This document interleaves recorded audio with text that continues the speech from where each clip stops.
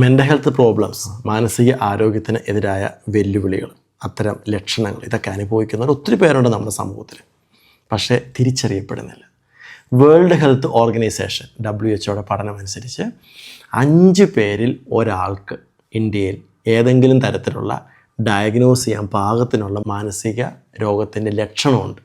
പക്ഷേ തിരിച്ചറിയപ്പെടുന്നില്ല. ഇന്ത്യയിൽ തന്നെ പല ഏജൻസികളും നിംഹാൻസ് അടക്കമുള്ള പല ഓർഗനൈസേഷൻസും ഇങ്ങനെ ചെയ്ത പഠനങ്ങളിലും വളരെ വ്യക്തമാണ്. ഇന്ത്യയുടെ ടോട്ടൽ ജനസംഖ്യയുടെ 20% പേർക്ക് മാനസികമായ പ്രശ്നങ്ങളുണ്ട്. പക്ഷേ തിരിച്ചറിയപ്പെടുന്നില്ല. അതുകൊണ്ട് എന്താ പ്രശ്നം? ട്രീറ്റ്മെൻറ്റ് കിട്ടുന്നില്ല. എന്തുകൊണ്ടാണ് മാനസിക ആരോഗ്യ പ്രശ്നങ്ങൾ ട്രീറ്റ്മെൻറ്റ് കിട്ടാതെ ഇന്ത്യയിൽ പോകുന്നത് എന്ന് ചോദിച്ചാൽ പ്രധാനപ്പെട്ട കാരണം തിരിച്ചറിവില്ലാത്തതുകൊണ്ടാണ്. അല്ലാതെ ഡോക്ടേഴ്സിൻ്റെ കുറവോ അല്ലെങ്കിൽ അത്തരം സ്ഥാപനത്തിൻ്റെ കുറവുകളോ ഒന്നുമല്ല. സ്ഥാപനത്തിൻ്റെ കുറവുകൾക്കും ഡോക്ടേഴ്സ് കുറവിനും കാരണവും ഈ തിരിച്ചറിവിൻ്റെ കുറവാണ്. എന്ന് പറഞ്ഞാൽ നമ്മുടെ സമൂഹത്തിനും ഗവൺമെൻറ്റിനൊക്കെ പ്രോപ്പറായ തിരിച്ചറിവില്ല.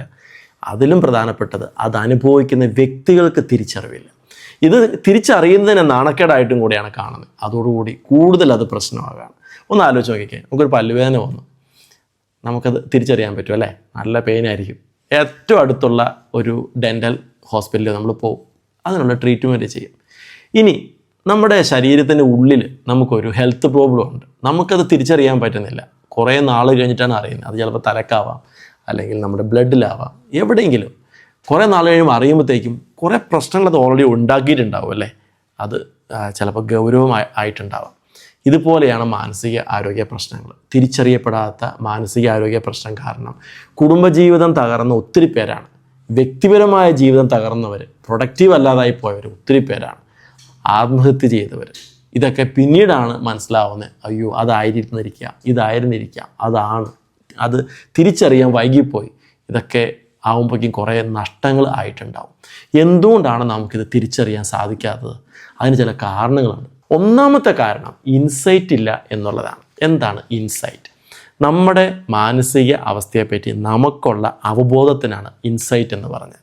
നമ്മുടെ ചിന്ത, നമ്മുടെ ഇമോഷൻസ്, നമ്മുടെ പെരുമാറ്റങ്ങൾ, അതിനെപ്പറ്റി നമുക്ക് തന്നെ വിലയിരുത്താൻ പറ്റുന്ന, അതിൻ്റെ അടിസ്ഥാനത്തിൽ നമുക്ക് തീരുമാനമെടുക്കാൻ പറ്റുന്ന ഒരവസ്ഥയ്ക്കാണ് ഇൻസൈറ്റ് എന്ന് പറഞ്ഞത്. ചില മാനസിക പ്രശ്നങ്ങളുടെ ലക്ഷണങ്ങൾ, ചില മാനസിക രോഗങ്ങൾ നമുക്ക് പെട്ടെന്ന് നമുക്ക് തന്നെ മനസ്സിലാവും. ചില ചിന്തകൾ വരുമ്പോഴേ അയ്യോ ഞാനങ്ങനെ ചിന്തിക്കാൻ പാടില്ലല്ലോ, എന്തുകൊണ്ടാണ് ഞാൻ ചിന്തിക്കുന്നത്, അയ്യോ ഞാനങ്ങനെ ചിന്തിക്കുന്നത് ഒരു പ്രശ്നമാണല്ലോ, അതിനെങ്ങനെയാണ് എനിക്കതിനെ ഹാൻഡിൽ ചെയ്യാൻ പറ്റുന്നത്, എന്തോ ഒരു പ്രശ്നമുണ്ടല്ലോ, അത് മനസ്സിലാവും. കാരണം നമ്മുടെ ഒരു സെൽഫ് ഇമേജിന് അത് ചേരുന്നതല്ല, നമുക്ക് തന്നെ ഉൾക്കൊള്ളാൻ പറ്റുന്നതല്ല. ഇതിന് ഈഗോ ഡിസ്റ്റോണിക് എന്നാണ് പറയുന്നത്. അത് പെട്ടെന്ന് നമുക്ക് മനസ്സിലാവും. ചില ഉത്കണ്ഠകളും ചില ചിന്തകളൊക്കെ അങ്ങനെയാണ്. പക്ഷേ ചിലരൊക്കെ നേരെ ഓപ്പോസിറ്റാണ്. അതിന് ഈഗോ സിൻഡോണിക് എന്നാണ് പറയുന്നത്. എന്ന് പറഞ്ഞാൽ നമുക്ക് ശരിയെന്നാണ് നമുക്ക് തോന്നുന്നത്. നമ്മുടെ ഐഡൻറ്റിറ്റിക്ക്, വ്യക്തിത്വത്തിന് നമുക്ക് തന്നെ നമ്മൾ ചിന്തിക്കുന്നത് കറക്റ്റാണെന്നാണ് ധാരണ. പക്ഷേ സത്യത്തിൽ അതൊരു രോഗമാണ്. ചില ആൾക്കാർ പറഞ്ഞു കേട്ടിട്ടില്ലേ, എൻ്റെ ബ്രെയിൻ ഇങ്ങനെ ചിലരൊക്കെ സ്വാധീനിച്ചുകൊണ്ടിരിക്കുകയാണ്, മസ്തിഷ്കം സ്വാധീനിച്ചുകൊണ്ടിരിക്കുകയാണ്, ചിപ്പ് വെച്ചിട്ടുണ്ട്. എന്നെ കുറേ പേര് ടാർഗറ്റ് ചെയ്ത് ആക്രമിക്കാൻ വേണ്ടി ഇരിക്കുന്നുണ്ട്. ഞാൻ കുറേ പേര് എന്നെ ഹാം ചെയ്ത് നശിപ്പിക്കാനായിട്ട് ഗൂഢാലോചന ചെയ്യുന്നുണ്ട്. എന്നെ എൻ്റെ പാർട്ണർ പലതരത്തിൽ ചീറ്റ് ചെയ്തുകൊണ്ടിരിക്കുകയാണ്. ഇങ്ങനെ പല കാര്യങ്ങൾ പറയും. നമുക്ക് കേൾക്കുമ്പം വളരെ വിചിത്രമായിട്ട് തോന്നും. അവരുടെ ചില തെളിവുകളും ഉണ്ടാവും. ആ തെളിവുകൾ കേൾക്കുമ്പോൾ നമുക്ക് തോന്നും ഒക്കെ ശരിയാണോ? പക്ഷെ കുറച്ച് മാറിയിരുന്ന് ആലോചിക്കുമ്പോൾ നമുക്ക് കുറേ ചോദ്യങ്ങളുണ്ടാവും. ആ ചോദ്യങ്ങൾക്ക് നമുക്ക് മനസ്സിലാവും അതങ്ങനെയല്ലല്ലോ, ഇങ്ങനെയല്ലല്ലോ. അപ്പോൾ നമുക്ക് മനസ്സിലാവും അവർ പറയുന്നത് എന്തോ ഒരു വിചിത്രമായ കാര്യങ്ങളുണ്ട് എന്ന്. പക്ഷെ അവർക്കത് അങ്ങനെ ആയിരിക്കില്ല, കറക്റ്റ് ആയിരിക്കും. ചില ആൾക്കാരുണ്ടാവും ഈ ദേഷ്യപ്പെടുന്നത്, പാർട്ണറെ തല്ലുന്നത്, ഇമോഷൻസ് കൺട്രോൾ ചെയ്യാൻ പറ്റാത്തത്, അവരുടെ ഹോണസ്റ്റായ പ്രകൃതിയുടെ ക്യാരക്ടറിൻ്റെ ഭാഗമാണെന്ന് അങ്ങോട്ട് വിശ്വസിക്കുന്നവർ. ചില ആൾക്കാരുടെ പെർഫെക്ഷനിസം സഹിക്കാൻ പറ്റാത്തതാണ്. അവരുടെ പാർട്ണർക്ക് സഹിക്കാൻ പറ്റില്ല, അവരുടെ ജോലി സ്ഥലത്ത് സഹിക്കാൻ പറ്റില്ല. പക്ഷെ അവർക്ക് ചില ധാരണ, ഞാൻ ഭയങ്കര പെർഫെക്റ്റാണ്, സ്ട്രെയിറ്റ് ഫോർവേഡാണ്, എനിക്ക് ചില കാര്യങ്ങളൊക്കെ കറക്റ്റായിട്ട് നടക്കണം. അതെന്തോ വലിയ കാര്യമായിട്ട് അവരുടെ ധാരണ. പക്ഷെ സത്യത്തിൽ അത് ചിലപ്പോൾ ഒരു രോഗാവസ്ഥയായിരിക്കാം. ഇങ്ങനെ ഒരുപാട് പലതരത്തിലുള്ള മാനസിക രോഗങ്ങൾ അവർക്ക് ശരിയെന്ന് തോന്നുന്നുണ്ടാവും, അവർക്ക് ഉൾക്കൊള്ളാൻ പറ്റുന്നുണ്ടാവും. പക്ഷേ ഈഗോ സിൻഡോണിക്കാണ്. അതൊരു രോഗാവസ്ഥ തന്നെയാണ്. ഇങ്ങനെ ഒരുപാട് കാര്യങ്ങളുണ്ട് സ്വയം മനസ്സിലാക്കാൻ പറ്റാത്തതുകൊണ്ട്.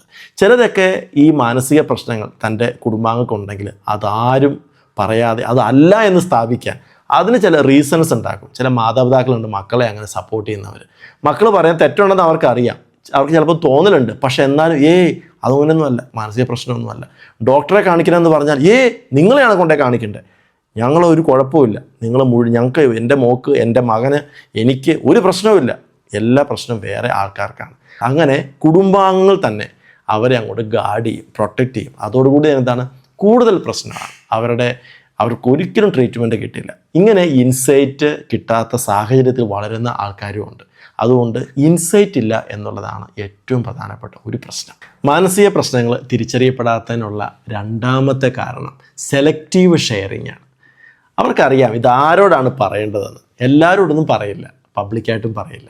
ചില ആൾക്കാർ അവർ ചൂസ് ചെയ്യും, അവരോട് മാത്രമേ പറയുള്ളൂ. അവരോട് പറയുന്നതിന് മുമ്പ് തന്നെ പറയും, അതെ ഞാൻ ചില കാര്യങ്ങൾ പറയാട്ടോ, നിങ്ങൾക്ക് തോന്നും അങ്ങനെയൊന്നും അല്ല എന്ന്, പക്ഷെ സത്യത്തിൽ അങ്ങനെയാണ്, ഞാൻ ഞാൻ തിരിച്ചറിഞ്ഞ സത്യമാണ്, അങ്ങനെയായിരിക്കും അവർ പറയുന്നത്. അത് കേൾക്കുന്നവർ അവരുടെ വളരെ ക്ലോസ് ആയ വിശ്വസ്തരായ ആൾക്കാരായിരിക്കും. അവരുടെ ഇടയിൽ തന്നെ അതങ്ങ് നിൽക്കും. അപ്പോൾ എന്താണ് പ്രശ്നം, മറ്റുള്ളവർക്ക് ഇത് അറിയാൻ പറ്റില്ല.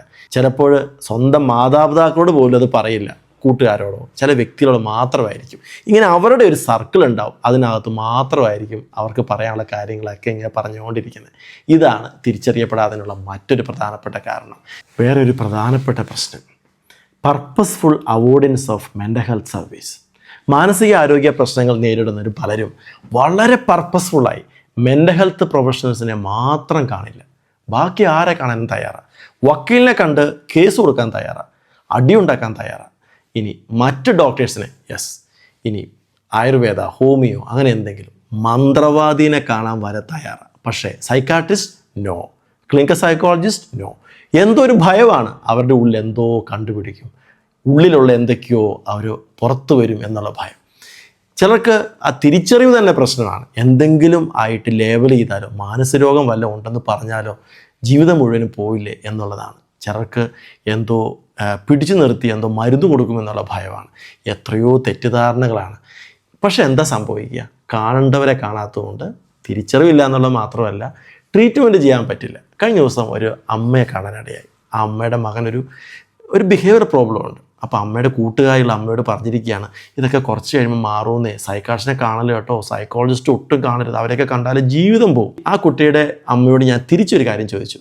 അമ്മയുടെ മകന് ഒരു ബ്രീത്തിങ് പ്രോബ്ലം ഉണ്ടെന്ന് കരുത്, ഹാർട്ടിന് എന്തോ ഒരു പ്രശ്നമുണ്ട്. അവർ പറയുകയാണ് തന്നെ പൊക്കോളൂന്നേ, വലുതാകുമ്പോൾ മാറിക്കോളൂ എന്ന് പറഞ്ഞാൽ അത് കേൾക്കുമോ, അതോ കാർഡിയാക് ഡോക്ടറിനെ കാണിക്കുമോ, അല്ലോ കൃത്യമായൊരു ഡോക്ടറിനെ കാണിക്കുമോ? അതെ, കൃത്യമായ ആരെയാണോ കാണേണ്ടത് അവരെ തന്നെ കാണും. എന്തുകൊണ്ടാണ് സൈക്കാട്രിസ്റ്റിനെ അല്ലെങ്കിൽ അത് കാണേണ്ടവരെ തന്നെ കാണണ്ടെന്നവർ പറയാൻ കാരണം, അവരുടെ ഉള്ളിലുള്ള ചില ഭയങ്ങൾ കൊണ്ടാണ്, തെറ്റിദ്ധാരണകൾ കൊണ്ടാണ്. ഇതാണ് വലിയ അപകടമുള്ള കാര്യം.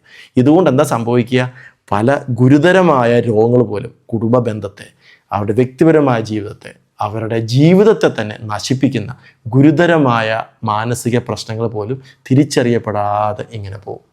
മാനസിക പ്രശ്നങ്ങൾ തിരിച്ചറിയപ്പെടാതിരിക്കാനുള്ള മറ്റൊരു പ്രധാനപ്പെട്ട കാരണം കൂടെയുണ്ട്, normal functioning in other areas of life. നന്നായിട്ട് പഠിക്കാൻ കഴിവുണ്ട്, ചിലപ്പോൾ അക്കാദമിക് ക്വാളിഫിക്കേഷൻ വളരെ ഹൈ ആയിരിക്കും, ഡോക്ടറേറ്റൊക്കെ ഉണ്ടാവും, നന്നായി ജോലി ചെയ്യും, നന്നായി ശമ്പളം വാങ്ങിക്കുന്നുണ്ട്, കഴിവുകൾ ധാരാളമാണ്, നന്നായി ഡാൻസ് ചെയ്യും, പാടും, അതുപോലെ പല ആർട്സ്, അങ്ങനെ നല്ല സ്പോർട്സ്, അതിലൊക്കെ നല്ല കഴിവ് തെളിയിച്ച ആൾക്കാരാണ്. അങ്ങനെയൊക്കെയുള്ള വ്യക്തിക്ക് മാനസിക പ്രശ്നം ഉണ്ടാകുമോ എന്നുള്ളതാണ് ചില ആൾക്കാരുടെ ധാരണ. എന്നോട് ഒരിക്കലും ഒരു അപ്പൻ ചോദിച്ചു, എൻ്റെ മകൾക്ക് ഇങ്ങനെ ഒരു മാനസിക പ്രശ്നം ഉണ്ടെങ്കിൽ എങ്ങനെയാണ് അവൾ ഇത്രയും മാർക്ക് മേടിക്കുന്നത്, ഇത്രയും ക്വാളിഫിക്കേഷൻസ് എങ്ങനെയുണ്ടാവും? സത്യത്തിൽ ക്വാളിഫിക്കേഷനും ഇവരുടെ പെർഫോമൻസും ഒക്കെയായി മാനസിക ആരോഗ്യത്തിന് ബന്ധം ഉണ്ടാവണം എന്നില്ല. ഞാൻ മുമ്പ് പറഞ്ഞില്ലേ, ഒരു ഡെലൂഷൻ എന്ന് പറഞ്ഞാൽ എന്നെ ആൾക്കാർ ഹാം ചെയ്യുന്നു, എൻ്റെ മസ്തിഷ്കം സ്വാധീനിക്കുന്നു, എന്നെ കുറേ പേര് ടാർഗറ്റ് ചെയ്ത് എനിക്കെതിരെ ഗൂഢാലോചന ചെയ്യുന്നു, എന്നെ ചീറ്റ് ചെയ്യുന്നു എന്നൊക്കെ വിശ്വസിക്കുന്ന ആ മാനസിക പ്രശ്നം ഉള്ള വ്യക്തി ഒരുപക്ഷെ നല്ല ക്വാളിഫിക്കേഷനുള്ള വ്യക്തിയായിരിക്കാം, ഹൈലി ഇൻ്റലിജൻ്റ് ആയിരിക്കാം, വളരെ വലിയ ഒരു ലെവലിൽ ജോലി ചെയ്യുന്ന വ്യക്തിയായിരിക്കാം. അവർക്കും ഇതേ പ്രശ്നം ഉണ്ടാവും. അത് എങ്ങനെയായിരിക്കും അവരെ ബാധിക്കുക? ഈ പ്രശ്നം മൂലം അത് അവരുടെ സാമൂഹ്യ ബന്ധങ്ങളെ ബാധിക്കും, അവർക്ക് അവരോടുള്ള ബന്ധത്തെ ബാധിക്കും. ചിലപ്പോൾ അവർക്ക് ആത്മഹത്യ ചെയ്യാനോ അല്ലെങ്കിൽ മറ്റുള്ളവരെ ഉപദ്രവിക്കാൻ പോലും ഉള്ള സാഹചര്യങ്ങൾ, ചില പ്രവണതകൾ ഉണ്ടാവാം. അത് അവരുടെ കുടുംബജീവിതത്തെ, അവരുടെ വ്യക്തിപരമായ ബന്ധങ്ങളൊക്കെ ഒരുപാട് അതിനെ നെഗറ്റീവായിട്ട് ബാധിക്കും. ആ പ്രശ്നങ്ങൾക്കൊക്കെ അവരുടെ ഈ അക്കാദമിക് ക്വാളിഫിക്കേഷനോ കഴിവുകളായി യാതൊരു ബന്ധവും ഉണ്ടാവണമെന്നില്ല. നിങ്ങളൊന്ന് ആലോചിച്ച് നോക്കിക്കേ, ഡിപ്രഷനായി ആത്മഹത്യ ചെയ്തവരെല്ലാം ക്വാളിഫിക്കേഷൻ കുറവ് ഉള്ളതുകൊണ്ടാണോ? മാനസികമായി പല വിചിത്രമായ കാര്യങ്ങൾ ചിന്തിക്കുന്നവർക്കൊക്കെ അവർക്ക് ഇൻ്റലിജൻസ് കുറവ് ഉള്ളതുകൊണ്ടാണോ? അല്ല, അത് മറ്റൊരവസ്ഥയാണ്. അതുകൊണ്ടാണ് ഈ പറയുന്നത് അതിൽ വിദഗ്ധരായവരെ തന്നെ കാണണം. അപ്പോഴേ അത് നമുക്കത് മനസ്സിലാകുള്ളൂ. പല മാനസിക പ്രശ്നങ്ങളും പെട്ടെന്ന് ഒരു ദിവസം ഉണ്ടാകുന്നതല്ല.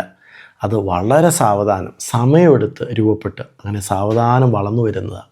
ചിലതൊക്കെ ചെറുപ്പം മുതലേ ഇങ്ങനെ അല്പം അതിൻ്റെ ലക്ഷണങ്ങളുണ്ടാവും. അതൊരു പ്രായപൂർത്തി ആകുമ്പോഴായിരിക്കാം ശരിക്കും അത് പുറത്തേക്ക് കാണുന്നത്. ചിലതൊക്കെ കുറേ കഴിഞ്ഞിട്ടാണ് അത് പൂർണ്ണമായും പുറത്തു വരുന്നത്. നമുക്ക് അതും ഒരു പ്രശ്നമാണ്. കാരണം നമ്മുടെ ഒരു ധാരണയിൽ ഇത് പെട്ടെന്ന് അങ്ങ് കാണുന്നതല്ല. അതൊക്കെ അവരുടെ സ്വഭാവത്തിൻ്റെ ഭാഗമാണ്. അപ്പോൾ അവൻ പണ്ടേ അങ്ങനെയാണ്, ഞാൻ കാണുമ്പോൾ മുതലേ അങ്ങനെയാണ് എന്നൊക്കെ ആയിരിക്കും ചിലർ കാണുന്നത്. അത് അവൻ്റെ ക്യാരക്ടറാണ്, അവൻ്റെ രീതി അങ്ങനെയൊക്കെ കരുതി ഇങ്ങനെ വളരെ കോമൺ ആക്കി വിടുന്നത് വളരെ സാധാരണമാണ്. അതുകൊണ്ട് നമ്മൾ മനസ്സിലാക്കിയിരിക്കണം, മാനസിക പ്രശ്നങ്ങളെ ഒരിക്കലും നമ്മൾ തിരിച്ചറിയാൻ വൈകരുത്. നമ്മൾ അതിനുവേണ്ടി അതിൽ വിദഗ്ധരായ ആൾക്കാരെ തന്നെ കാണണം. തിരിച്ചറിയപ്പെടാതിരിക്കുമ്പോൾ ആ പ്രശ്നം ഇല്ലാതാവുന്നില്ല, ആ പ്രശ്നത്തിനുള്ള പരിഹാരമാണ് ഇല്ലാതാകുന്നത്. അതിനുവേണ്ടി അതിൽ വിദഗ്ധരല്ലാത്ത ആൾക്കാർ നമുക്ക് തരുന്ന ഉപദേശങ്ങളൊക്കെ അതിന് പരിഹാരമേ ആയിരിക്കില്ല. എങ്ങനെയൊക്കെ മൂടി വെക്കാനോ അല്ലെങ്കിൽ കുറേ നാളും കൂടെ ഇങ്ങനെ ഉന്തി പോവാനോ അല്ലെങ്കിൽ കൂടുതൽ വഷളാക്കുന്നതിനോ കാരണം ആവാനാണ് വളരെ സാധ്യത. അതുകൊണ്ട് അതിൽ വിദഗ്ധരായ ക്വാളിഫൈഡ് ആയ ആൾക്കാരെ തന്നെ കാണണം. തിരിച്ചറിവ് വളരെ പ്രധാനപ്പെട്ട കാര്യമാണ്. തിരിച്ചറിയാതിരിക്കുന്നത് കണ്ണടച്ച് ഇരുട്ടാക്കുന്നത് പോലെയാണ്. അങ്ങനെ ഇരുട്ടായാലും അത് ഇരുട്ടാവുന്നില്ലല്ലോ, നമ്മൾ കാണുന്നില്ല എന്നല്ലേ ഉള്ളൂ. അതുകൊണ്ട് കാണാതിരിക്കുന്നതിലല്ല കാര്യം, കണ്ട് പരിഹരിക്കുന്നതിലാണ് കാര്യം.